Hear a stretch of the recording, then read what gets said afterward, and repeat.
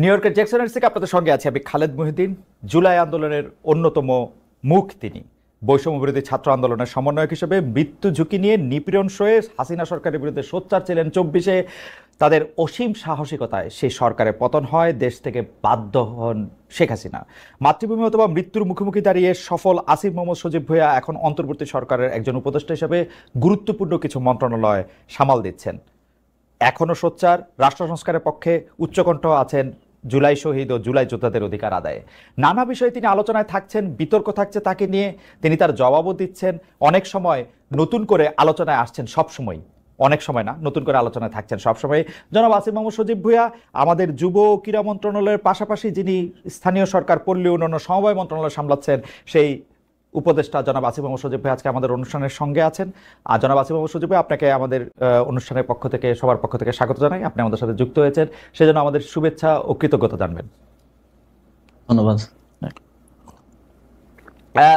জনাব ভূঁইয়া, আমি যেহেতু আপনি এই জুলাই আন্দোলন থেকে শুরু করে, মানে এক বছর আগে যে আন্দোলনটা একটা পরিণতি পেয়েছে, সেটা থেকে শুরু করে সরকারে থাকার কারণে আপনি অনেক বিষয়ে কালের সাক্ষী, সেজন্য আপনাকে একটু শুরু থেকেই একটু শুরু করতে চাই। জনাব আসিফ মোহাম্মদ সজীব ভাই, আপনি কি করে উপদেষ্টা হলেন? মানে আমি প্রশ্নটা এরকম করে করি, আপনার নাম উপদেষ্টা হিসাবে কে প্রস্তাব করলো, বা কিভাবে আপনি উপদেষ্টা পরিষদে গেলেন? 5 আগস্টের পর যখন সরকার গঠন প্রক্রিয়া চলছিল, 5 থেকে 8 আগস্ট এই সময়টাতে, 5 আগস্টে আমরা সবাই একটা জায়গায় তো একমত ছিলাম যে প্রধান উপদেষ্টা হবেন ডক্টর মোহাম্মদ ইউনূস, কিন্তু বাকিদের বিষয়টা ঠিক ছিল না। তবে আমাদের কিংবা তখনকার যারা সমন্বয়ক, সবার একটা এক্সপেরিয়েন্স হচ্ছে, দেখা গেছে আমাদের 69-এর গণঅভ্যুত্থানে ছাত্রদের অবদান আছে, 90-এর গণঅভ্যুত্থানে ছাত্রদের গুরুত্বপূর্ণ অবদান আছে, তারা জীবন দিয়েছে। কিন্তু পরবর্তীতে দেশ গঠন প্রক্রিয়ায় বা সেটাতে ছাত্রদের অংশীদারিত্ব না থাকার কারণে দেখা গেছে যে ছাত্রদের ভাগ্যের আসলে কোনো পরিবর্তন হয় নাই।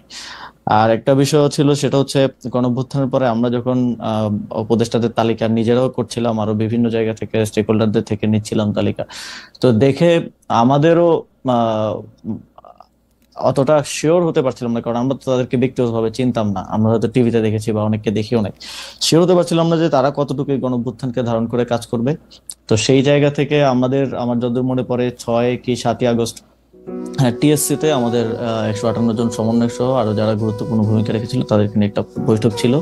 তো ওই বৈঠকেই মোটামুটি সবাই প্রস্তাব করে যে আমাদের মধ্য থেকে, ছাত্রদের মধ্য থেকে উপদেষ্টা পরিষদে যাওয়া উচিত। এবং সেখানে যদিও বাকি স্টেক হোল্ডারদের থেকে, যেমন তখন সেনাবাহিনী একটা স্টেক হোল্ডার ছিল, তারপরে রাজনৈতিক দলগুলো স্টেক হোল্ডার ছিল, তো উপদেষ্টা পরিষদে যাওয়া উচিত। তো সব দিক থেকে হচ্ছিল যে 2 জন গেলে, তারপরে সেখানেই সবাই মিলে সিদ্ধান্ত নেয় যে নাহিদ ভাই এবং আমি উপদেষ্টা পরিষদে যাব প্রাথমিকভাবে। পরবর্তীতে তো মাহফুজ ভাই মাননীয় প্রধান উপদেষ্টার বিশেষ সহকারী হন এবং পরবর্তীতে উপদেষ্টা হন। সেটা কি 158 জন সমন্বয়ক যারা ছিলেন তারা নাম প্রস্তাব করে সেটা ঠিক করেছেন? মানে সেটা কি কোনো ভোটাভুটির মাধ্যমে? না, হ্যাঁ, সমন্বয়কদের মধ্যে যারা উপস্থিত ছিলেন সবার মোটামুটি ঐকমত্যের ভিত্তিতেই আমরা যাই। ওকে, উপদেষ্টাদের তালিকার কথা আপনি বলছিলেন, সেই উপদেষ্টাদের তালিকা কার কার কাছ থেকে আসছিল? আপনারা মানে এই কারা উপদেষ্টা হবেন সেই সিদ্ধান্ত কি আপনারাই নিচ্ছিলেন? মানে যারা আমরা একটা প্রক্রিয়ার মধ্য দিয়ে গিয়েছি, সে সময়টায় আমরা একটা লিয়াজো কমিটি করেছি, আপনি যদি মনে করতে পারেন। সেটার লিড দিচ্ছিলেন আমাদের বর্তমান উপদেষ্টা মাহফুজ আলম এবং আরো 4-5 জন যারা বিভিন্ন সোসাইটির বিভিন্ন সেক্টরের সাথে বিভিন্নভাবে সম্পৃক্ত, ছাত্রদের মধ্য থেকেই। তো ওনারা মিলেই বিভিন্ন স্টেক হোল্ডারদের সাথে, যেমন বিএনপির সাথে আলোচনা হয়েছে উপদেষ্টা পরিষদ নিয়ে, আমাদের মাননীয় প্রধান উপদেষ্টা ডক্টর মোহাম্মদ ইউনূস স্যার একটা লিস্ট পাঠিয়েছিলেন আমাদের কাছে, সেখান থেকে ইনক্লুড হয়েছে, স্যার নিজে অনেক ইনক্লুড করেছেন। তো সবকিছু মিলিয়ে একটা উপদেষ্টা পরিষদ প্রাথমিকভাবে গঠিত হয়েছিল, পরবর্তীতে বিভিন্ন সময় সেটা আরো বর্ধিত হয়েছে। তার মানে হচ্ছে যে আপনারা বিএনপির একটা লিস্ট, জামাতের একটা লিস্ট, প্রফেসর ডক্টর মোহাম্মদ ইউনূসের একটা লিস্ট, সবগুলি নিয়েই মোটামুটিভাবে আমরা যেটা আপনাদের কাছ থেকে জানতে পেরেছি বিভিন্ন সময়, বা উপদেষ্টারাও বলেছেন, যে একটা সবগুলি নামের মধ্যে থেকে যে নামটা কমন বা যে নামটা নিয়ে বিতর্ক সবচেয়ে কম, এরকম নামগুলি আপনারা খুঁজছিলেন। ফাইনালি আপনারা যে উপদেষ্টা পরিষদটা পান, সেই উপদেষ্টা পরিষদটা যেই সময় আপনি শপথ নিলেন, যাদেরকে দেখলেন বা তাদের নাম শুনলেন, সেটা নিয়ে আপনারা মোটামুটি সন্তুষ্ট ছিলেন সেই সময়? এখন পর্যন্ত আসলে সত্যি কথা বলতে গেলে সেই উপদেষ্টা পরিষদের 50-60% মানুষকে আমরা চিনি, হুম। আর এর বাইরে অনেকে হয়তো আমরা চিনিও না, কিন্তু ঐকমত্যের ভিত্তিতে বা আমরা সোশ্যাল মিডিয়ায় কিংবা গুগল ঘেটে দেখেছি যে তাদের প্রোফাইল কিরকম। যেমন এমনও অনেকের নাম আসছে যাদের প্রোফাইল বা ব্যাকগ্রাউন্ড একটু প্রবলেমেটিক, তো আমরা বিভিন্ন জন থেকে খোঁজ নিয়ে তাদের নাম বাদও দিতে হয়েছে। আবার এমন নাম আসছে যেটা হয়তো বিএনপির পছন্দ হয়নি বা এর খুবই রিজিড পজিশন ছিল, সেটাও বাদ দেওয়া হয়েছে। তো এইভাবে একটা সর্বজন গ্রহণযোগ্য একটা উপদেষ্টা পরিষদ বানানোটাই, যাতে করে সবার একটা ইয়ে থাকে, এটাই ছিল উদ্দেশ্য এবং শেষ পর্যন্ত সেটা হয়েছে। মূলত এটা কোঅর্ডিনেট করেছিল মাহফুজ ভাই, যে লিয়াজু কমিটি হয়েছিল তারাই। কারণ আমাদেরকে আবার অনেকগুলো যারা নেতৃত্বে ছিলেন তাদের অনেকগুলো দিকে আসলে মেনটেন করতে হচ্ছিল। তো আমরা দেখেছি, আমরা অবগত ছিলাম, বাট পুরো জিনিসটা প্রক্রিয়াটা মাহফুজ ভাই সহ ইয়ে করেছিলেন। ওকে, একটু মানে যেহেতু ওইখান থেকে শুরু করলাম, একটু আর্মেনিয়া কথা বলি। আপনি জানেন যে আওয়ামী লীগের যারা আছেন তারা সবাই মনে করেন, অনেকেই মনে করেন যে এটা আপনাদের ক্রেডিট না। না, আওয়ামী লীগের সবাই মনে করেন মোটামুটি এটা আপনাদের ক্রেডিট না, দেশের লোকজন কোনো আন্দোলনের মধ্যে কোনো অংশগ্রহণ করে না, এটা দেশি বিদেশি ষড়যন্ত্র এক। আর দ্বিতীয় হচ্ছে সেনাবাহিনী বন্দুকের নল উল্টা দিকে ঘুরিয়ে দিয়েছিল বলে তাদের পতন হওয়া সম্ভব হয়েছে। এবং বিশেষ করে সেনাপ্রধানকে তারা দায়ী করেন যে সেনাপ্রধানের বেইমানির কারণেই, কোট আনকোট বেইমানির কারণেই আসলে তাকে দেশ ছেড়ে চলে যেতে হয়েছে বা আওয়ামী লীগ সরকারের পতন হয়েছে। কিন্তু সেই সেনা প্রধানের ব্যাপারে আপনার বক্তব্য, যেমন আপনি বলেছিলেন যে বুকে পাথর জমা রেখে তিনি ডক্টর মোহাম্মদ ইউনূসকে আসতে বলেছিলেন, বা সেনা প্রধান ওয়াকার সাহেবকে সরানোর ক্ষেত্রে আপনাদের সাবেক সহযোদ্ধা বর্তমানে এনসিপির নেতা জনাব হাসনাত আবদুল্লাহর কিছু কথা, সেই সবগুলি বিষয় আপনার সাথে সেনাবাহিনীর সম্পর্ক বা সরকারের সাথে সেনাবাহিনীর সম্পর্ক খারাপ করেছে কিনা, বা সরকারের সাথে সেনাবাহিনীর সম্পর্ক আলাদা কোনো কিছু কিনা, নাকি সেনাবাহিনী একটা ডিসিপ্লিন, মানে এটা একটু আপনার কাছে একটু জানতে চাই। বিশেষ করে আপনার বক্তব্যের পরে এটা এরকম মনে হয়েছে কিনা ডক্টর মোহাম্মদ ইউনূস হয়তো সেনাপ্রধানকে এখন থেকে খারাপ ভাবতে শুরু করলেন যে উনি যেহেতু আমাকে চানই নাই তাহলে আমিও ওনাকে চাই না, ব্যাপারটা এরকম হয়েছে কিনা? সেনাবাহিনীর সাথে সরকারের কিংবা আমাদের তো কোনো বিরোধ নেই সেনাবাহিনীর সাথে, বরং আমরা মনে করি যে 5ই আগস্টের এবং এর পূর্ববর্তী গণঅভ্যুত্থানের সময়টাতে জুনিয়র অফিসার সহ যারা আছেন তাদের একটা চাপ ছিল যে তারা কোনোভাবেই গুলি করবেন না। সেটা বিভিন্ন মাধ্যমে আমরা দেখেছি, দরবার হলের মিটিং এর ইনফরমেশন লিক হয়েছে, সেখানে আমরা দেখেছি। তো তাদের এই অবদানকে অবশ্যই আমরা স্বীকার করি। তবে কিছু একটা জায়গায় আমার মনে হয় যে যে জায়গাটায় কনফ্লিক্ট, সেটা হচ্ছে আওয়ামী লীগের প্রশ্নে, যেটা আমাদের যেই সরকার গঠনের উদ্দেশ্যে 6 তারিখ বঙ্গভবনে যেই বৈঠক হয় 3 বাহিনী প্রধান এবং রাষ্ট্রপতির সাথে, সে সময়কার আমি আগে একটু বলে নিই, কারণ এর আগে যখন কথা বলছি সবাই অনেকে বলতেছিল যে আমার শপথ ভঙ্গ হয়েছে। আমার শপথ গ্রহণ হয়েছে 8ই আগস্ট। 8ই আগস্টের পূর্বের যে কোনো সময়কার বক্তব্য আমার শপথের মধ্যে ইনক্লুডেড হবে না। 8ই আগস্টের পরবর্তী যদি কোনো আমি রাষ্ট্রীয় গোপন তথ্য পাবলিক করি, তা সেক্ষেত্রে আমার শপথ ভঙ্গ হতে পারে। তো গোপনীয়তা শপথ ভঙ্গ হওয়ার বিষয়টা অনেকে বলেছে। তো সেই মিটিংটা ছিল 6 আগস্ট, সরকার গঠন প্রক্রিয়া আমরা যখন ইয়াতে আলোচনা করি। তো সেখানেই এটা আমি আমার আগের বক্তব্য বলেছি যে সেখানে এই কথাটা এসেছিল যে সেনাপ্রধান বলেছিলেন যে দেশের 30-40% মানুষ তো আওয়ামী লীগকে সাপোর্ট করে। তো যে অন্তর্বর্তীকালীন সরকার আসবে সেটা তো সবার কাছে গ্রহণযোগ্য হইতে হবে। তো আওয়ামী লীগের সেই 30-40% মানুষ তো ডক্টর মোহাম্মদ ইউনূসকে হেট করেন। তো এটা নিয়ে আমাদের 3-4 ঘন্টার মতো প্রায় প্রায় এই টপিক সহ আরো প্রাসঙ্গিক অন্যান্য টপিক ছিল, বাট এটাই ছিল মূল টপিক। 4 ঘন্টার মতো সম্ভবত বৈঠক হয়েছিল। সেখানে আমরা 4 জন ছিলাম। বাইরে ছিলেন তখন আসিফ নজরুল স্যার ছিলেন, তানজিমউদ্দিন স্যার ছিলেন ঢাকা বিশ্ববিদ্যালয়ের, আরো সমন্বয়করা ছিলেন। ভেতরে আমরা 4 জন ছিলাম, আমি, নাসিরউদ্দিন পাটোয়ারি ভাই, মাহফুজ আলম ভাই আর নাহিদ ইসলাম। তো তখন মূল আলোচনার বিষয়বস্তু ছিল এটাই।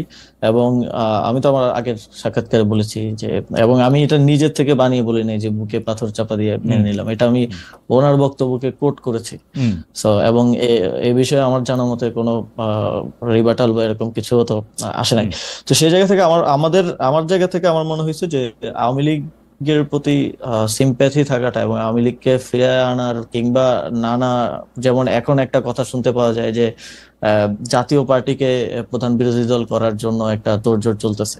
এই যে মেকানিজম করে যে মানুষের ম্যান্ডেট কে ইয়ে করা, ম্যানিপুলেট করার একটা প্রক্রিয়া, এবং এই যে আমি যতদূর জানি যে যারা ডামি এমপি ছিল, তারপর আওয়ামী লীগের যারা সাপোজ যাদের ইমেজ অতটা খারাপ না, তাদেরকে জাতীয় পার্টি থেকে ইলেকশন করানোর একটা পরিকল্পনা চলছে।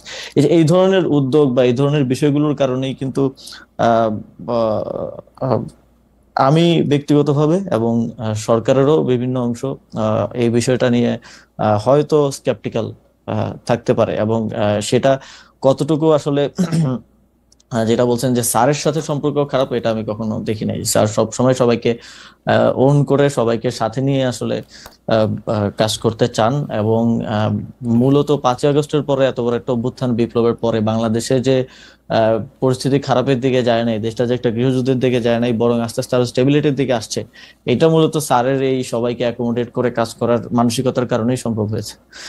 উম, আমি এই জায়গাটায় যদি আপনাকে একটু বলি, যে কারণ এগুলি খুবই গুরুত্বপূর্ণ প্রসঙ্গটা হচ্ছে এরকম যে ধরেন আপনি বলছিলেন যে মেকানিজম করে কোনো কিছুর একটা ম্যান্ডেট আদায় করা, যেমন আপনি এখন জাতীয় পার্টির কথা বললেন যে জাতীয় পার্টিকে প্রধান বিরোধী দল বানানোর একটা মেকানিজমের কথা শোনা যাচ্ছে। আমরা কিন্তু বিভিন্নভাবে শুনতে পাচ্ছি যে সরকারের ভিতরে আরেকটা সরকার আছে। আমরা এরকমও শুনতে পাচ্ছি যে গোয়েন্দা সংস্থাগুলি যারা শেখ হাসিনার সময়ে অ্যাক্টিভ ছিলেন তারা এখনও অ্যাক্টিভ আছেন, বিশেষ করে ডিজিএফআইয়ের কথা বলা হয়। কিন্তু আমরা তো দেখি ডিজিএফআই তো সরকার প্রধানকে রিপোর্ট করে, সেনা প্রধানকে না। মানে ডক্টর মোহাম্মদ ইউনূসের আন্ডারে ডিজিএফআই। তাহলে এই ব্যাপারটা আসলে কেমন? মানে যদি কেউ মেকানিজমটা করে থাকেন, এটা কি আপনারা সরকার থেকে করতেছেন নাকি সামরিক বাহিনী বা অন্য কোনো একটা সরকার যাদের আমরা চিনি না তারা করতেছেন? আপনি কি এইটা একটু এখন খালেদ ভাই, অন পেপার তো অনেক কিছুই থাকে, কিন্তু বাস্তব প্রয়োগের ক্ষেত্রে সেটার বাস্তবায়ন বা সেটার প্রক্রিয়াটা অনেক সময় অনেক ভিন্ন রকম হয়ে যায়। আসলে 5ই আগস্টের পরে এখানে শেখ হাসিনা থাকা অবস্থায় যেমন ক্ষমতার কেন্দ্র ছিল শেখ হাসিনা এবং আওয়ামী লীগ রাজনৈতিক দল হিসেবে, 5ই আগস্টের পরে তো ক্ষমতার কেন্দ্রগুলো অনেক অনেক দিকে ভাগ হয়ে গেছে। এখন তো সরকার একমাত্র ক্ষমতার কেন্দ্র না, যেটার আমি মনে করি যে এই ঘটনা প্রবাহে অনেকের অনেক ভুল ছিল, এবং সেই ভুলগুলোর জন্যই দেখা গেছে যে এই ক্ষমতার এই কেন্দ্র বিভাজিত হয়েছে। রাজনৈতিক দলগুলো একটা এখন ক্ষমতার কেন্দ্রে আছে, কারণ হচ্ছে সরকারের যে কোনো পলিসি ডিসিশন, বিগ ডিসিশন রাজনৈতিক দলগুলোকে ছাড়া নেওয়া যাচ্ছে না, তাদের সাথে বোঝাপড়ার ভিত্তিতে, ঐকমত্যের ভিত্তিতে নিতে হচ্ছে। এখানে মিলিটারি একটা ক্ষমতার কেন্দ্র হয়ে উঠেছে 5ই আগস্টের পরে, যেটা 5ই আগস্টে আমাদের রাজনৈতিক দলগুলো সেই ম্যান্ডেটটা ক্যান্টনমেন্টে গিয়ে দিয়েছেন বলে আমি মনে করি। এবং আহ, এই আহ, এই কমপ্লেক্স সিচুয়েশনের কারণে যে এই যে অন পেপার যেরকম আছে যে ডিজিএফআই প্রধান উপদেষ্টাকে রিপোর্ট করবে, কিংবা যেটা যেভাবে চলা উচিত অন পেপার সেটা সেভাবে তার আসলে চলছে না। তো এই সবকিছু মিলে সরকারের ভিতরে, একটা সরকার না, সরকারের ভিতরে এটা সব সরকারের ভিতরেই থাকে, নানা ধরনের মানুষ থাকে। একটা পলিটিক্যাল গভর্নমেন্ট আসলেও তো আমরা বলি যে এখানে ভারতপন্থীরা আছে, এখানে পাকিস্তানপন্থীরা আছে, এখানে অমুক হচ্ছে আমেরিকাপন্থী। তো এই সরকারটা তো আসলে কোনো ইউনিফাইড জিনিস না, এটা তো এক জায়গা থেকে আসে নাই। এই সরকারের যদি 20 জন লোক থেকে 20 জন লোক 20টা জায়গা থেকে আসছে, তো সেই জায়গা থেকে ওই ক্ষমতার কেন্দ্রটা আসলে এক জায়গায় নাই, সেটা বিভিন্ন ইয়া থেকে মোবিলাইজ হয়।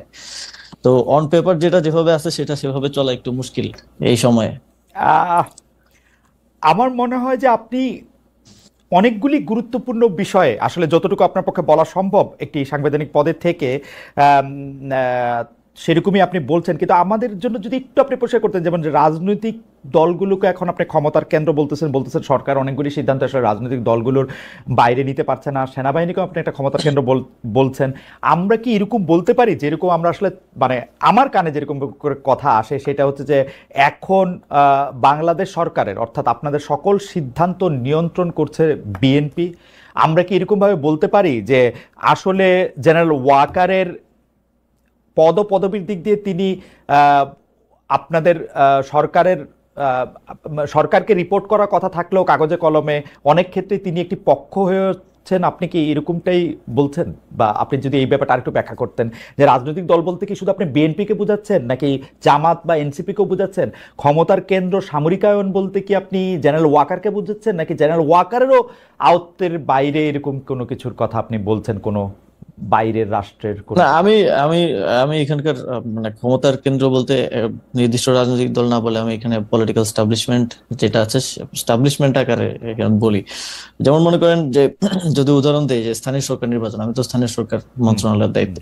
স্থানীয় সরকার নির্বাচনের সিদ্ধান্ত তো আমি নিতে পারি নাই, হুম আমি না শুধু আমার সরকারও নিতে পারে নাই, হুম কারণ এখানে রাজনৈতিক দলগুলোর এখন ঐকমত্য কমিশনে যে আলোচনা হয়েছে, সেখানে স্থানীয় সরকার নির্বাচন নিয়ে যে আলোচনা হয়েছে সেখানে আমার জানা মতে বিএনপি এবং তাদের কয়েকটা সহযোগী দল ছাড়া বাকি সবাই স্থানীয় সরকার নির্বাচনের বিষয়ে একমত ছিল। এবং আমিও চেষ্টা করেছি যে অন্ততপক্ষে, কারণ আহ, দিন শেষে নাগরিক সেবা থেকে শুরু করে উন্নয়ন কার্যক্রম যে ব্যাহত হচ্ছে এবং মানুষ যে প্রতিনিয়ত তার একটা আইডি কার্ড বানাইতে গেলে বা একটা জন্ম নিবন্ধন, মৃত্যু নিবন্ধন, ওয়ারিশ সনদ, এই প্রত্যেকটা কাজ তো লোকাল গভর্নমেন্টে থেকে হয়, এগুলোতে যে ব্যাহত হচ্ছে, এটা তো এটার দায়টা তো আমার উপরে আসে যেহেতু আমি দায়িত্বে আছি।